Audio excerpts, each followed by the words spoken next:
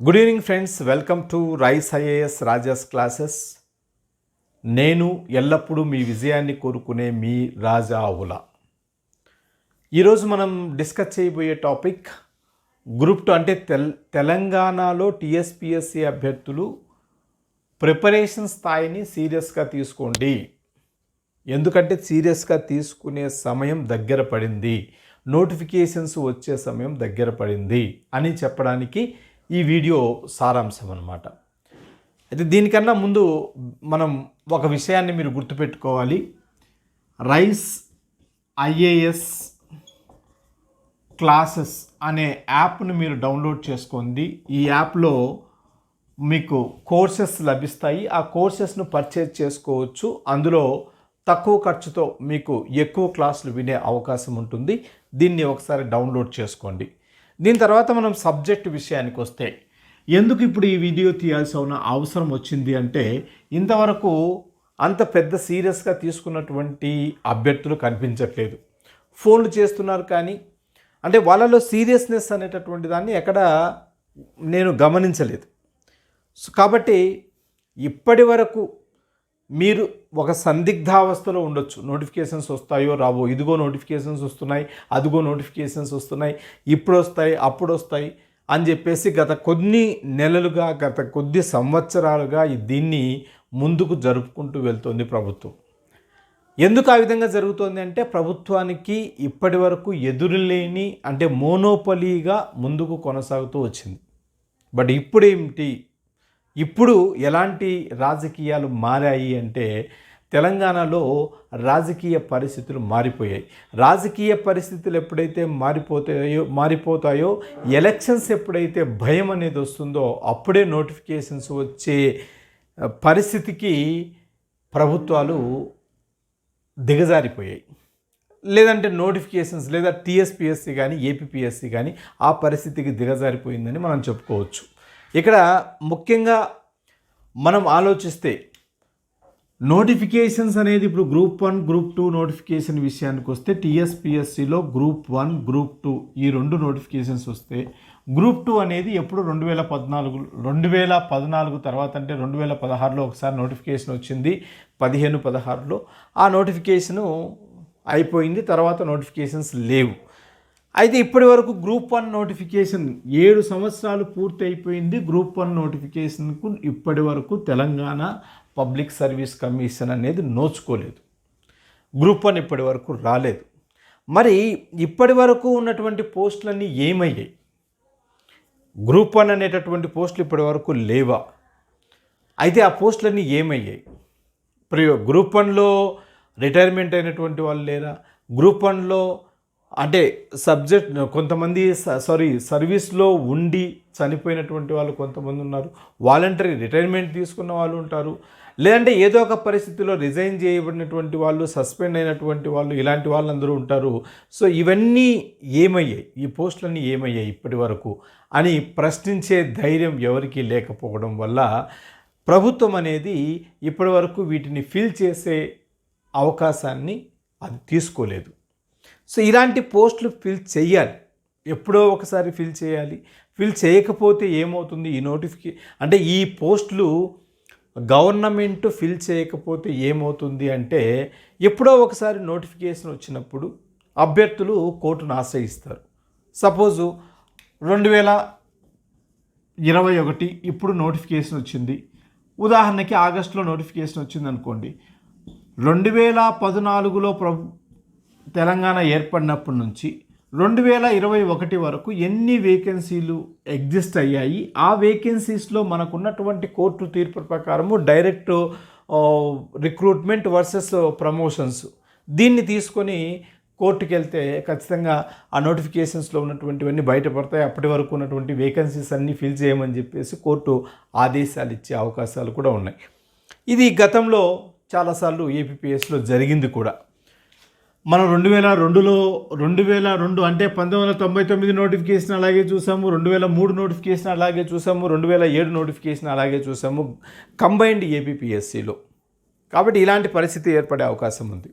So వీటికి లాజిక్లు ఉండవు. రాజకీయాల్లో ఏంటంటే ఇలాంటి వాటికన్నిటికీ లాజిక్లు ఉండవు. రాజకీయాల్లో జరిగేది ఒకటే జరుగుతుంది, పోస్టులు లేవు, నోటిఫికేషన్స్ ఇవ్వలేదు అనేది వాళ్ళు ముందుకు పంపిస్తూ ఉంటారు, దాన్ని ముందుకు కొనసాగిస్తూ ఉంటారు. కానీ ఇప్పుడున్నటువంటి పరిస్థితుల్లో ప్రభుత్వం కొంతవరకు ఎలక్షన్స్ విషయంలో భయపడుతోంది అనేది ప్రజల్లోకి ఒక సమాచారం వెళ్ళిపోయింది. అదే సమాచారం ప్రభుత్వానికి కూడా రీచ్ అయింది. ఎలక్షన్స్లో ఏం జరుగుతుందో, ప్రజల నాడి ఎలా ఉంటుందో, దీన్ని బట్టి నోటిఫికేషన్స్ ఇవ్వాలి అనేటటువంటి అనుకూల వాతావరణం ఏర్పడినట్లు ఈరోజు ఈరోజు అంటే జూలై 1వ తేదీ, ఈరోజు అనేది జూలై 1, 2021. ఇప్పుడు సాయంత్రం వచ్చినటువంటి న్యూస్లో, సాయంత్రం వచ్చినటువంటి స్క్రోలింగ్లో గ్రూప్ 1, 2, 3 పోస్టులు దాదాపుగా 2000 పోస్టులు ఫిల్ చేసే అవకాశం ఉంది, 2000 పోస్టులకు నోటిఫికేషన్ వచ్చే అవకాశం ఉందని చెప్పేసి స్క్రోలింగ్ అనేది ఒకటి వస్తోంది. ఈ స్క్రోలింగ్లో వచ్చినటువంటి అంశాల్లో 2000 పోస్టుల్లో గ్రూప్ 1 ఎన్నున్నాయి, గ్రూప్ 2 ఎన్నున్నాయి, గ్రూప్ 3 ఎన్నున్నాయి అనేటటువంటిది అక్కడ పూర్తి సమాచారం లేదు. మామూలుగా అయితే గ్రూప్ 1 అనేది దాదాపుగా 200 నుంచి 300 వరకు గ్రూప్ 1 ఇప్పటి వరకు ఉండే అవకాశాలు ఉన్నాయి. గ్రూప్ 2 వచ్చేసి 1500 నుంచి 2000 వరకు గ్రూప్ 2 ఉండే అవకాశాలు ఉన్నాయి. ఇక గ్రూప్ 3 వస్తే దాదాపుగా 2000 పోస్టులు గ్రూప్ 3లో ఉన్నట్టున్నాయి. ఈ 2000 పోస్టులు అనేటటువంటిది కాదు, నోటిఫికేషన్ వచ్చే సమయానికి ఈ పోస్టులు పెరిగే అవకాశం ఉంది. అక్కడైతే అంటే ఏపీలో అయితే గ్రూప్ 3, గ్రూప్ 4 గురించి మనం ఆలోచించాల్సిన అవసరం లేదు. ఇక్కడ ఖచ్చితంగా ఆలోచించాలి, ఎందుకంటే ఇక్కడ గ్రామ సచివాలయం అనేటటువంటి వ్యవస్థ లేదు కాబట్టి ఖచ్చితంగా నోటిఫికేషన్స్ ఫిల్ చేయాలి. ఏపీని తెలంగాణను మీరు కంపేర్ చేసుకోవద్దు. ఏపీ తెలంగాణ కంపేర్ చేసుకుంటే ఏమవుతుందంటే ఆంధ్రప్రదేశ్లో గ్రామ సచివాలయం అనే వ్యవస్థను ఏర్పాటు చేసి అందులో నోటిఫికేషన్స్ ఇచ్చి అందులో పోస్టులు ఫిల్ చేశారు కాబట్టి దాదాపుగా 1,60,000 మంది నోటిఫికేషన్స్ ద్వారా రిక్రూట్మెంట్ జరిగారు కాబట్టి మేము ఇక్కడ నోటిఫికేషన్స్ ఇచ్చాము, జాబులు ఇచ్చామని చెప్పేసి వాళ్ళు చెప్పుకుంటూ ఉన్నారు. అది డిఫరెంట్. తెలంగాణ విషయానికి వస్తే తెలంగాణ డిఫరెంట్. సో ఇది ఒకటి, ఒక విధంగా రాజకీయ పరిణామాలు మారాయి. మారుతున్నటువంటి రాజకీయ పరిణామాలను అనుసరించి నోటిఫికేషన్ వచ్చే అవకాశం ఉంది అనేది ఒక అంశం. రెండో అంశం ఏంటంటే ఈరోజు సేమ్ జూలై 1, 2021 తేదీన వచ్చినటువంటి పేపర్ న్యూస్, జోనల్ వ్యవస్థ. ఈ జోనల్ వ్యవస్థకు కూడా పూర్తి స్థాయిలో క్లారిటీ అనేది వచ్చింది. పూర్తిగా దీనికి ఒక క్లారిటీ వచ్చింది. ఇక జోనల్ వ్యవస్థకు సంబంధించినటువంటి అన్ని సమస్యలు తీరిపోయాయి, all clear, everything is clear అని చెప్పేసి జోనల్ వ్యవస్థకు సంబంధించినటువంటి న్యూస్ కూడా ఈరోజు వచ్చింది. ఇప్పటి వరకు గ్రూప్ 1, 2లకు అడ్డుగా ఉన్నటువంటి, గ్రూప్ 1, 2, 3లకు అడ్డుగా ఉన్నటువంటి జోనల్ వ్యవస్థ అనేటటువంటిది క్లియర్ అయింది. కాబట్టి ఇక తప్పించుకునే అవకాశం లేదు. ఇప్పటి వరకు ఇది ఒక చాకుగా ఉండేది, ఇది ఒక సాకు చెప్పి ఈ సాకు మీద జోనల్లు రావట్లేదు, జోనల్ వ్యవస్థ అనేటటువంటిది వస్తే నోటిఫికేషన్ ఇస్తామని చెప్పేసి ఒక సాకు ఉండేది. ఈ సాకు లేకుండా ఇక తప్పించుకోవడానికి అవకాశం లేకుండా ఉంది. కాబట్టి ఇప్పుడు నోటిఫికేషన్స్ ఇక ఇవ్వాల్సిందే, ఎలాంటి అభ్యంతరాలు లేవు. అంతేకాకుండా ఈరోజు సేమ్ ఇదే రోజు వచ్చినటువంటి ఇంకొక న్యూస్ ఏంటి అంటే, ఈరోజు ఏంటో అన్ని న్యూస్లు ఈరోజే వచ్చాయి. జోనల్ వ్యవస్థ ఒకటి, స్క్రోలింగ్ రావడం ఒకటి, మూడోది ఈ కోచింగ్ సెంటర్స్ వాళ్ళందరూ కలిసి విద్యాశాఖ మంత్రి దగ్గరికి వెళ్ళి ఆమెతో పర్మిషన్ తీసుకొని ఆఫ్లైన్ క్లాసులకు కూడా మాకు పర్మిషన్ ఇవ్వాలంటే ఆమె ఆఫ్లైన్ క్లాసులకు కూడా పర్మిషన్ ఇచ్చినట్లుగా మనకు తెలుస్తోంది. జోనల్ వ్యవస్థ క్లియర్ అయింది, నోటిఫికేషన్స్ వస్తున్నాయనే చెప్పేసి స్క్రోలింగ్ వచ్చింది. మూడోది ఆఫ్లైన్ క్లాసెస్ కూడా అవకాశం అనేది జరిగింది. ఆఫ్లైన్ క్లాసెస్ అంటే ఇప్పుడు క్లాసులకు వచ్చేటటువంటి వాళ్ళందరూ దాదాపుగా 18 సంవత్సరాలు నిండి ఉంటారు కాబట్టి వ్యాక్సిన్ అందరూ తప్పనిసరిగా వేయించుకోండి. ఇప్పటి వరకు 18 సంవత్సరాలు నిండినటువంటి వాళ్ళు వ్యాక్సిన్ వేసుకోకపోతే వేయించుకుంటే మంచిది. సో ఇది కూడా ఒకటి. ఇంకా ఇవన్నీ ఆలోచిస్తే అన్నీ మీ వైపే ఉన్నాయి. అన్ని రకాలైనటువంటి మార్గాలు మీ వైపుకు వచ్చాయి. మీరు చేయాల్సింది ఇప్పటి వరకు ఉన్నటువంటి నిరుత్సాహాన్ని వదిలేయాలి. ఏపీలో ఉన్నటువంటి నిరుత్సాహం ఇక్కడ మీకు అవసరం లేదు. ఎందుకంటే అక్కడ ఇంతకు మునుపు గ్రామ సచివాలయంలో పోస్టులు పెంచుకున్నారు కాబట్టి, అందులో పోస్టులు ఫిల్ చేశారు కాబట్టి జాబ్ నోటిఫికేషన్స్లో జాబ్స్ లేవని అక్కడ చెప్పారు. ఇక్కడ అలాంటి పరిస్థితి లేదు కాబట్టి ఇక్కడ ఖచ్చితంగా నోటిఫికేషన్స్ ఇవ్వాల్సిందే టీఎస్పీఎస్సీలో. ఇది దానికి దీనికి అంటే చాలామంది ఇప్పుడు నాకు ఫోన్లు చేసి, సార్ ఏపీలో జాబులు లేవు, ఇక టీఎస్పీఎస్సీలో కూడా జాబ్స్ ఉంటాయో లేవో అని చెప్పేసి చాలామంది ఫోన్లు చేశారు. సో వాళ్ళందరికీ ఒక క్లారిటీ ఇవ్వడం కోసం మళ్ళీ నేను ఇప్పుడు ఒక వీడియో తీయడం జరిగింది. అంటే నిరుత్సాహం వద్దు, నిద్ర మత్తు అనేటటువంటి దాన్ని వదిలేయండి. ఇప్పటి వరకు ఉన్నటువంటి మీ ప్రిపరేషన్ స్థాయిని పెంచుకోండి. ఇప్పటి నుంచి పెంచుకోండి. ప్రిపరేషన్ స్థాయిని పెంచుకోవడం అంటే ఏంటి, అసలు నోటిఫికేషన్స్ వచ్చే అవకాశం ఎప్పుడుంది క్లియర్గా అన్న విషయానికి వస్తే, మీరు ఇప్పటివరకు మనం డిస్కస్ చేసినటువంటి అంశాల్లో హుజురాబాద్ ఎలక్షన్స్ అనేటటువంటివి ఒకటి దగ్గరలో ఉన్నాయి. ఈ హుజురాబాద్ ఎలక్షన్స్ బహుశా ఉంటే సెప్టెంబర్లో కానీ అక్టోబర్లో కానీ ఈ ఎలక్షన్స్ ఉండొచ్చు. ఈ ఎలక్షన్స్ కన్నా ముందే నోటిఫికేషన్స్ వచ్చే అవకాశాలు ఉన్నాయి. ఈ ఎలక్షన్స్ కన్నా ముందే నోటిఫికేషన్స్ వస్తే అంటే ఆగస్టు ఎండింగ్లో రావచ్చు, లేదంటే సెప్టెంబర్లో నోటిఫికేషన్స్ రావచ్చు. ఇది ఒక అంచనా మాత్రమే. ఇప్పుడే నోటిఫికేషన్స్ వస్తాయని చెప్పేసి నేను చెప్పట్లేదు. ఇది ఒక అంచనా మాత్రమే. మనం ప్రస్తుతం ఉన్నటువంటి జరిగినటువంటి వాటిని ఆధారంగా తీసుకొని ఒక ఎస్టిమేషన్ మాత్రమే. కానీ ఇప్పుడు రావచ్చు, లేదంటే ఎలక్షన్స్ అయిపోయిన తర్వాత డిసెంబర్ లోపైన నోటిఫికేషన్ రావచ్చు. నోటిఫికేషన్స్ రావచ్చు. అయితే చాలామందికి ఏంటంటే ఎలక్షన్స్ ముందే నోటిఫికేషన్ వస్తుంది, ఎలక్షన్స్ అయిపోతే నోటిఫికేషన్ రాదు అని చెప్తున్నారు. అలాంటివి లేవు. ఖచ్చితంగా ఈ ఇయర్లో నోటిఫికేషన్ రావాల్సిందే. ఇదొకటి. సో ఈ హుజురాబాద్ ఎలక్షన్స్ సంబంధించినటువంటిది ఒకటి. నెక్స్ట్ ఇంకొక గమనించాల్సినటువంటి అతి ముఖ్యమైనటువంటి అంశం ఏంటంటే, ఇప్పటి వరకు చాలా నోటిఫికేషన్స్ పెండింగ్లో ఉన్నాయి. టీఎస్పీఎస్సీ నుంచి వచ్చే నోటిఫికేషన్స్ చాలా మటుకు పెండింగ్లో ఉన్నాయి. ఆ నోటిఫికేషన్స్ అన్నీ ఒక్కసారిగా వచ్చే అవకాశాలు ఉన్నాయి.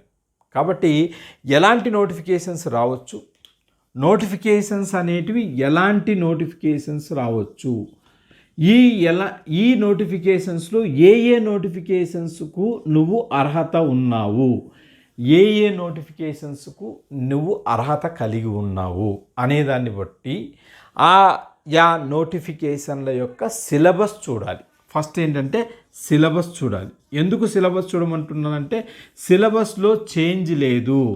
నో చేంజ్ ఇన్ ద సిలబస్లో ఎలాంటి చేంజ్ లేదు. కాబట్టి సిలబస్ను తీసుకొని కామన్ సిలబస్ను గుర్తించాలి. నువ్వు అర్హత ఉన్నటువంటి అన్ని నోటిఫికేషన్స్కి సంబంధించినటువంటి కామన్ సిలబస్ ఏది ఉంది అన్నదాన్ని మీరు బయటికి తీసుకురావాలి. మామూలుగా కామన్ సిలబస్ టీఎస్పీఎస్సీలో ఏముంటుంది, తెలంగాణకు సంబంధించినటువంటి తెలంగాణ హిస్టరీ ఒకటి కామన్ సిలబస్ ఉంటుంది, తెలంగాణ మూమెంట్ కామన్గా ఉంటుంది, తర్వాత తెలంగాణ జాగ్రఫీ కామన్గా ఉంటుంది, తెలంగాణ ఎకానమీ కామన్గా ఉంటుంది, తెలంగాణలో ఉన్నటువంటి గవర్నమెంట్ పాలసీస్ ఏవైతే ఉన్నాయో ఈ గవర్నమెంట్ పాలసీస్ కామన్గా ఉంటాయి. ఇక సోషల్ ఎక్స్క్లూజన్ అనేటటువంటిది ఒకటి కామన్గా ఉన్నటువంటి సిలబస్. సో ఇవి కామన్గా ఉన్నటువంటి తెలంగాణలో ఉన్నటువంటి సిలబస్. జనరల్ స్టడీస్లో ఇవన్నీ వెరీ కామన్, ఆల్ ఎగ్జామ్స్లో కామన్. ఎక్కువగా మీరు దృష్టి పెట్టాల్సినటువంటి అంశాలు హిస్టరీ, మూమెంటు, జాగ్రఫీ. ఈ తెలంగాణకు సంబంధించి Telangana history, Telangana movement, Telangana geography వీటి నుంచి ఎక్కువగా వచ్చే అవకాశాలు ఉంటాయి. దీని తర్వాత తెలంగాణ కల్చర్, తెలంగాణకు సంబంధించినటువంటి కల్చర్. దీనికి సంబంధించి మీరు మొత్తం సిలబస్ను తీసుకోండి. ఏ నోటిఫికేషన్స్ మీరు అర్హత అవుతారో ఆ సిలబస్ను చేత్తో రాయండి. చేత్తో రాసి క్లియర్గా ఒకచోట అంటించుకోండి. సిలబస్ను ఈ రోజు నుంచే మీరు ప్రిపరేషన్ స్టార్ట్ చేసి, ఇప్పటి వరకు స్టార్ట్ చేయకపోతే ఈ రోజు నుంచి స్టార్ట్ చేయండి. స్టార్ట్ చేసి ఒక్కొక్క అంశాన్నే క్లియర్ చేసుకుంటూ వెళ్ళండి. ఎంత టైం పడుతుంది, ఒక సిలబస్ కంప్లీట్ చేయడానికి ఎంత టైం పడుతుంది? ఇది మీ ప్రిపరేషన్ స్థాయి మీద ఆధారపడి ఉంటుంది. ఎవరైనా జాబ్ చేస్తుంటే కనీసం రోజుకు 3 నుంచి 4 గంటలు ప్రిపరేషన్ మీద దృష్టి పెట్టండి. జాబ్ చేస్తున్నటువంటి వాళ్ళు, అంటే తప్పని పరిస్థితుల్లో ఇక నేను జాబ్ వదిలేయలేను అనేటటువంటి పరిస్థితిలో ఉన్నటువంటి వాళ్ళు 3 నుంచి 4 గంటలు పర్ఫెక్ట్గా ప్లాన్ చేసుకోండి. టైం వేస్ట్ అనేది చేయకూడదు. ఇప్పటి వరకు టైం వేస్ట్ అయింది. టైం వేస్ట్ అనేది ఎలా అవుతుంది అంటే, ఒక ఫ్రస్ట్రేషన్లో మనము టెలిగ్రామ్ ఛానల్ కానీ, యూట్యూబ్ ఛానల్లో కానీ, ఇలాంటి వాటిల్లో స్క్రోలింగ్ మొదలు పెడితే, ఫేస్బుక్లో కానీ ఇలాంటి వాటిల్లో స్క్రోలింగ్ అనేది, అంటే స్క్రోల్ చేయడం మొదలు పెడితే ఈ స్క్రోల్ చేయడం అనేటటువంటిది కంటిన్యూ అవుతూనే ఉంటుంది.